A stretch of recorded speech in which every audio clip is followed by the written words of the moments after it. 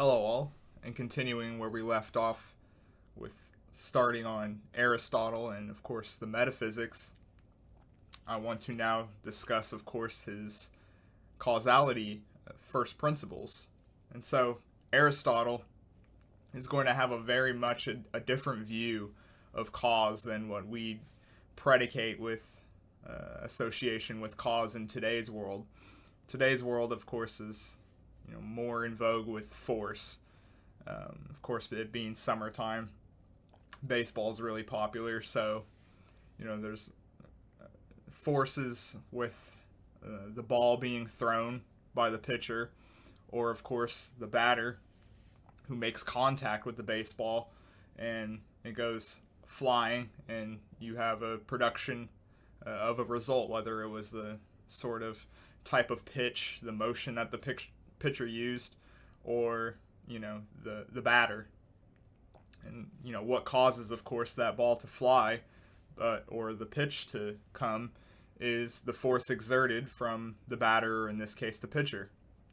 But for Aristotle, he's going to have a much more complex view of causality. Force isn't really enough, and Aristotle has these different classifications. This one really only covers, for Aristotle's scheme, the efficient cause, where there is effects to come out of it. However, Aristotle, in his premise, he wants an account of a total of outcomes of any of these processes, whether it's in the natural world, which of course he's going to get into, but of course the process of human action, or the human artifact, which kind of harkens back to when he was talking about arts and craftsmanship.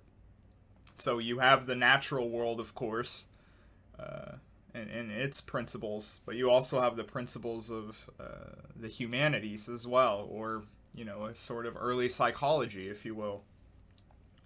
And so the nature of the material, or the stuff being affected, is also going to have causal significance. So, of course, in this sense, we're talking about material cause now.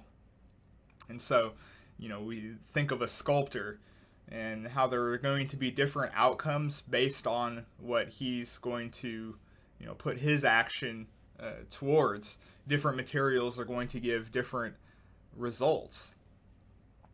And so then turning to the form is also a cause, or the formal cause.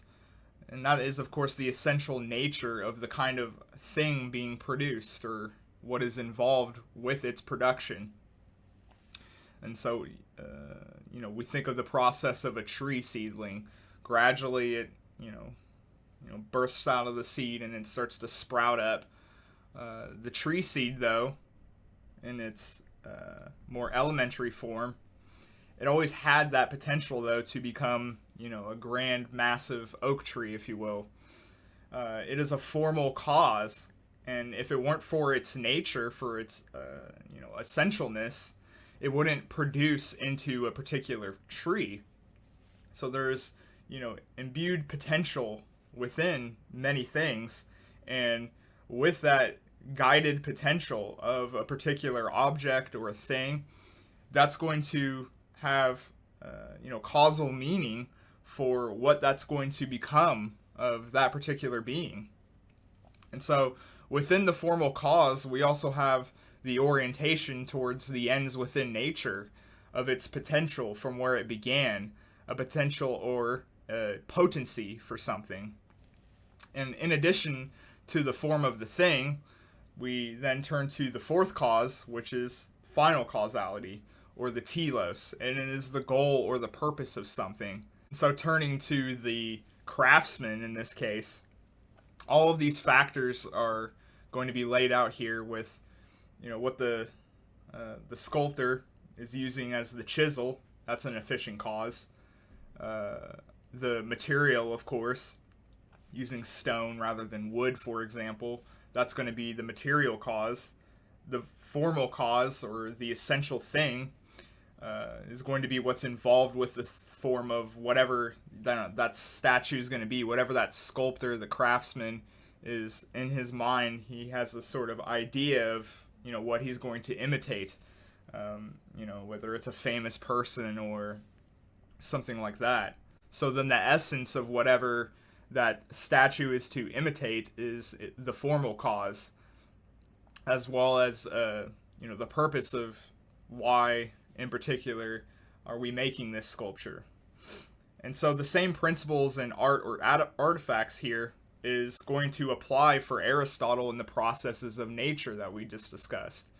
And so he acknowledges the four factors, such as reproduction, because that's really a good example of not just Aristotle's thinking of these things, but how he really views nature and how these causal principles play in. And in this case, with human reproduction, we have the material of the mother's body and the efficiency of the father, the formal as the essential nature of what that father is, his sort of essence, what's going to be passed down, of course, biologically speaking, through his semen. And the final cause is to have the offspring of whatever image of the two is. Now, of course, in this example, this is, having antiquitous views of gender, really. And so the mother is very much just kind of the mold of for the father to then exert and give causes for, his offspring, essentially. And so in Book 1, in his commentary of the predecessors, he's going to, really look at all of his intellectual forebears, and he notices that they only really have an account of material causes, which was the basic questions that we talked about with the pre-Socratics with regards to, what is the basic stuff of the universe? What is matter? Thales, of course, said water. Anaximenes said air. Heraclitus, fire. These are all discussions and notions really towards just material cause, though. Although we do get some, and Aristotle is going to pick up on this, of course, we have some echoes really of what Aristotle wants to do with his own system. With, for example, with the efficient cause, we see that rise with Empedocles, with the idea of love and hate as attraction, and they are in a sort of force to either repel or to attract things. And so you could see how that could be the budding of what is to come with efficient cause here with Aristotle. Formal cause then is hinted with the likes of Heraclitus, Anaxagoras, of course, with his idea of the logos, the nous mind, Pythagoras, of course, with numbers, and Pythagoras was very influential, of course, to Aristotle's teacher Plato. And Aristotle turns and says, that none before him really had an account for final cause. Of course, with Plato, the form or the essential of something seems to imply that there is a natural goodness in Plato. Of course, this is with the case with the soul in particular, but there isn't really a clearing or a great grasping or even a real care, if you will, to every process actually having this sort of final cause within it. And so Aristotle is going to say that this is what I'm going to distinctively offer that's different than what my intellectual predecessors did. And he's going to contrast himself from what all the other thinkers that he mentioned before in the chapter. The scheme, outside of just showing you concrete examples, is of the essence or substance. Then of course there's the material world. The third source is of course of change, and in the fourth, the cause of the purpose of this. What is a good? It's the ends of all change. And so the essence or substance is the thing. The essence, what it really is, or the essence of the thing, its nature or its form. The substratum, those ideas are acted upon in the substratum of stuff acted upon, the material cause, the source of this is being the efficient cause, and then of course the purpose, the goodness, the telos, if you will, the final cause. Formal cause, going back to his predecessors, is of course hinted with Anaxagoras, who thought that there is an ordering and there is a harmony with reason and the nous mind, that is a reasonable universe. With Aristotle, he turns to the likes of Empedocles, the Pythagoreans, of course, and then Plato himself. With Plato, he starts to question the nature of what is the participation, and the Pythagoreans, of course, are saying things exist in imitation of numbers. Plato, in his own way, he says by participation.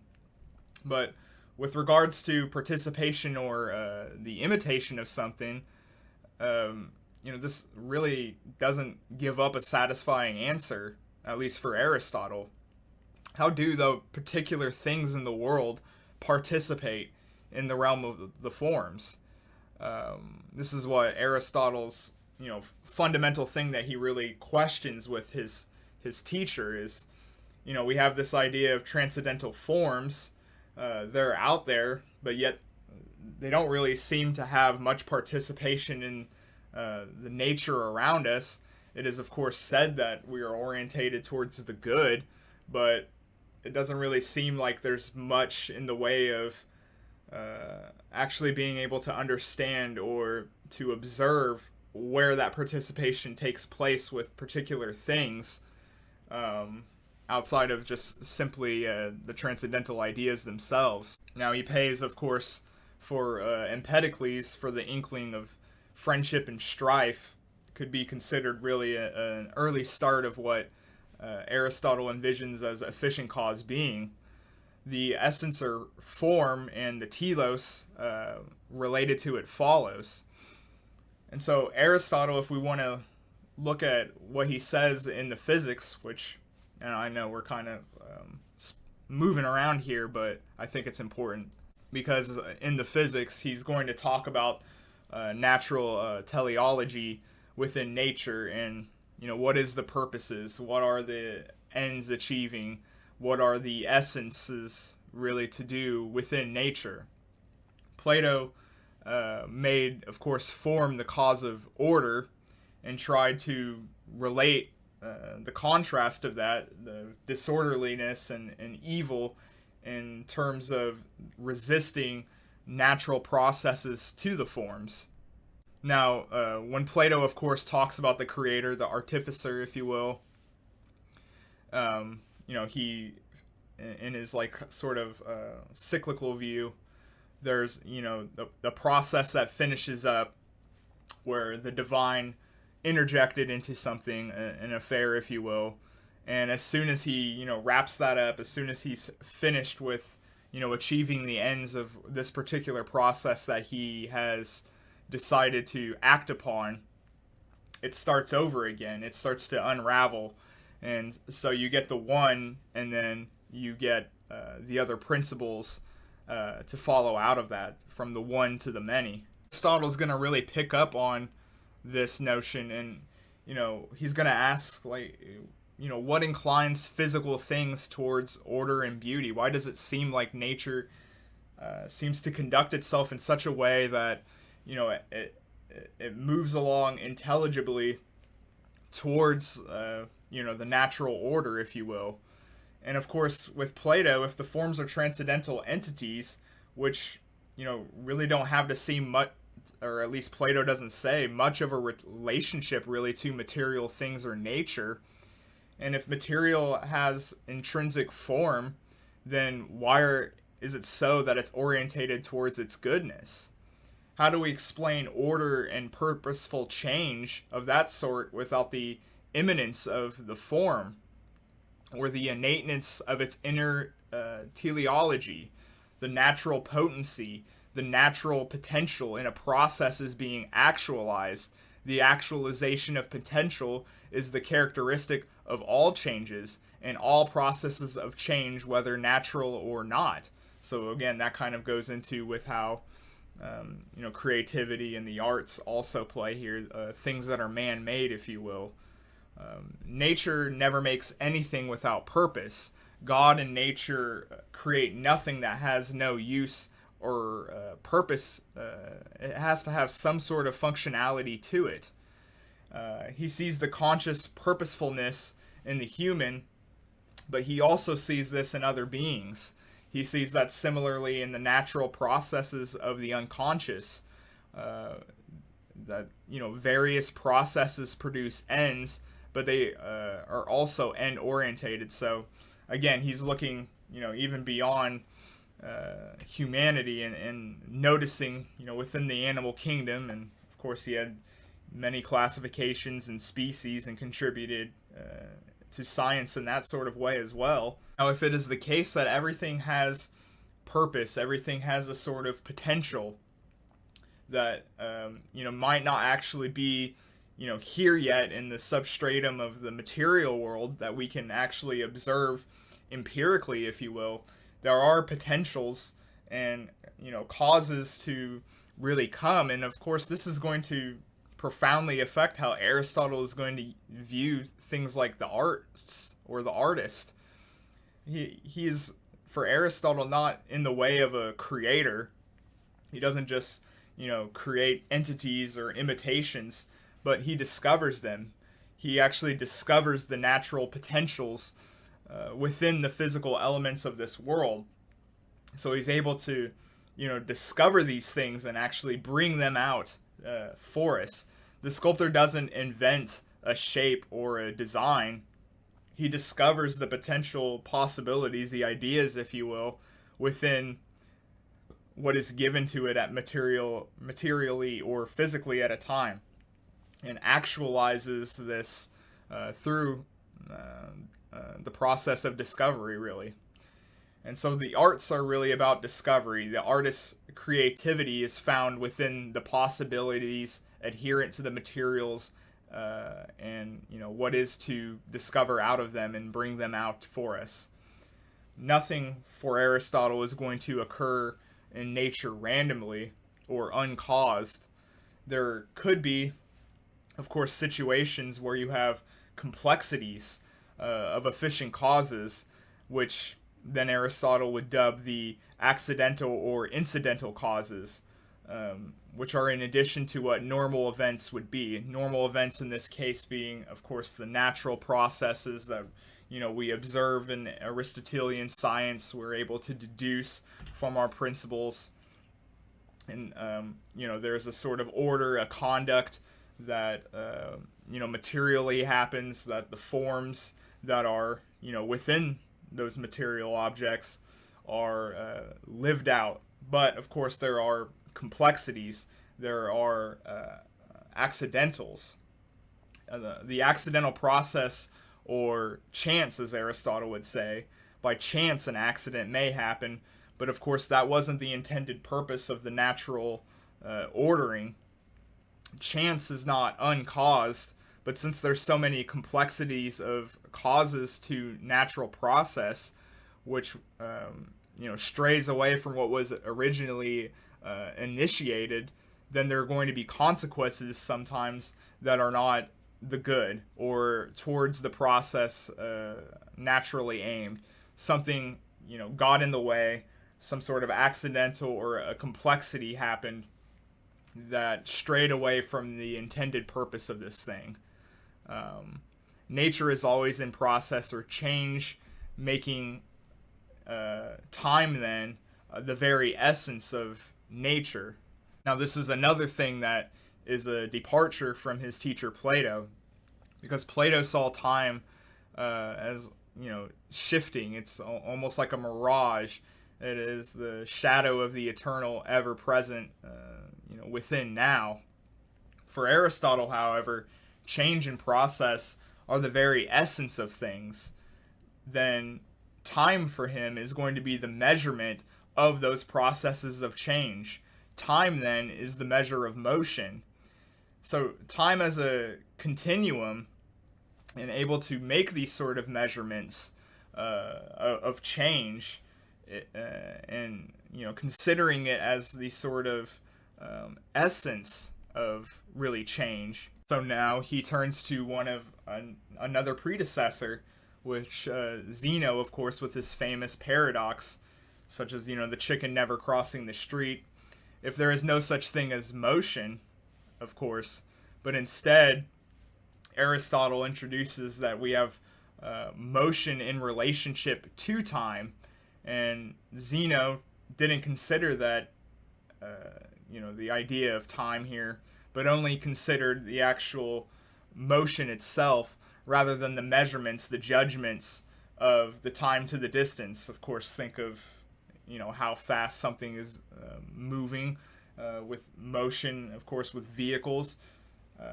30 miles per hour, 40 miles per hour, things of that nature. It's not just motion, but it is motion and then the evaluation of that motion through time. This rough sketch that I've given you of the Aristotelian view of nature, of course, is going to have huge ramifications, because this is going to be largely accepted from Aristotle's point until we get to the Middle Ages. We have a natural order to everything, and so all natural processes have a sort of goal.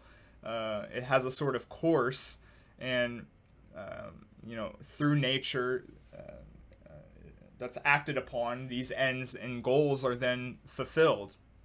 Nature's own resources accomplish the government or the governance of these processes in the world.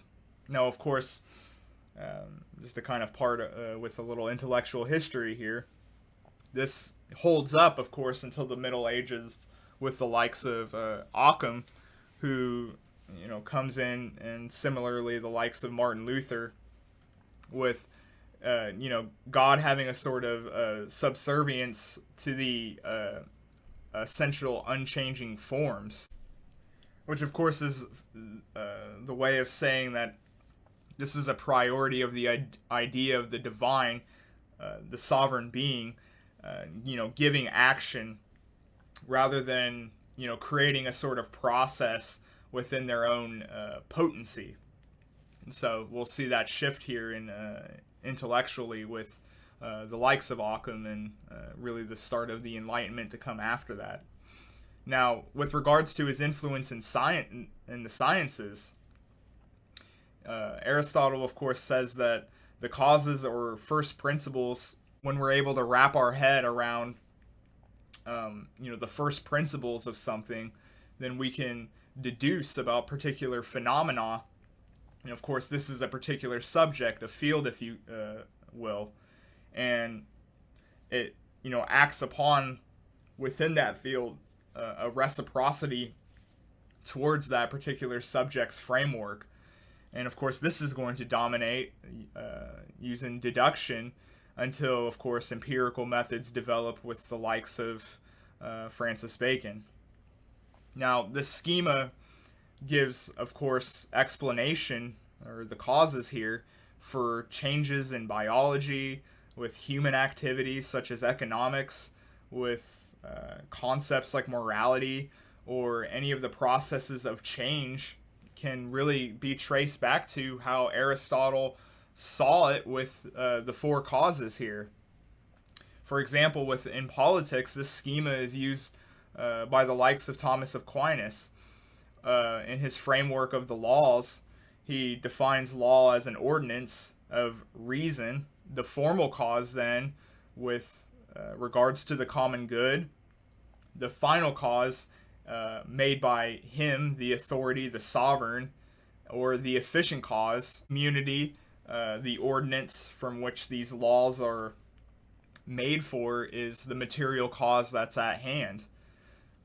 Aquinas, with divine creation, says the efficient cause of God, the creation, has formal cause with his wisdom, defining to be God like the final cause, to be God-like, to be like in his image in every way, but it has no material cause, because of course with Aquinas we have ex nihilo, which is of course out of nothing. And so he's, subtracted that away. But this framework really governs the rest of antiquity and medieval thought until mechanistic science begins to bud up with, of course, the likes of Newton and whatnot in the 15th and 16th century. Mechanistic science, which is, kind of in its own way, even though it rejects the Aristotelian view, it still accepts the first two principles. However, with Aristotle, it accepts the efficient cause, the forces, and the material forces of matter, or matter and forces and motion. But in this case, with the Enlightenment, there's no formal or final cause. And of course, with Hume, who is perhaps one of the most well-known and respected empiricists of human history, he saw the likes of Newton using these empirical methods, and he deduces that we have no knowledge of efficient or material cause as well, which makes way for his skepticism and really the rejection of the Aristotelian framework of having a sort of knowledge out of nature. And with that, I think I've given a rough sketch and some examples of Aristotle's view of causality, his really principles that he starts off with the metaphysics, and also the aftermath of the four causes here that is going to go on and start this long intellectual tradition that goes on through the medievals and continues really until the early Enlightenment, and how these principles here are going to affect the likes of human activity, politics, the arts, and ethical thinking, as well as, of course, with the sciences. And so I hope you guys enjoyed this video, and I will see you for the next one as we continue along with Aristotle's metaphysics here.